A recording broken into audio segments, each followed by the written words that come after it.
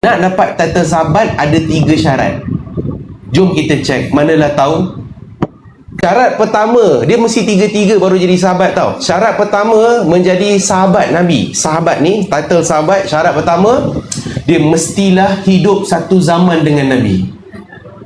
Tapi hidup satu zaman dengan Nabi belum tentu lagi sahabat Nabi. Sebab ada yang hidup zaman dengan Nabi tapi dia tak jadi sahabat Nabi. Siapakah lelaki itu? Contohnya siapa? Namanya, ni kalau saya sebut mesti ibu angguk sebab biasa dengar, famous dia. Nama dia Uwais Al-Qarni. Uwais Al-Qarni ni ibu adalah seorang lelaki, dia hidup zaman Nabi. Dia duduk dekat Yaman. Semua orang waktu tu bila tahu Nabi hidup sezaman, semua nak pergi ziarah Nabi. Sebab syarat kedua nak jadi sahabat Nabi, mesti pernah jumpa Nabi, ziarah Nabi, bertentang mata dengan Nabi. Jadi Uwais Al-Qarni tahu Nabi ada dekat Madinah, tapi kenapa dia tak pergi? Bayangkan kalau kita tahu Nabi ni ada dekat Madinah, kita nak pergilah, nak dapat title gelaran sahabat. Kawan-kawan dia semua pergi. Kenapa dia tak pergi?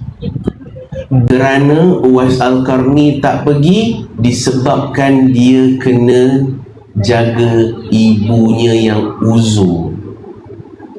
Ibu-ibu ayah-ayah rasa macam rugi kan? Rugi kau ni Uwais, kau jaga mak kau tak jumpa Nabi, tak dapat title sahabat. Uwais Al-Qarni dapat title tabi'in, dia tak dapat title sahabat.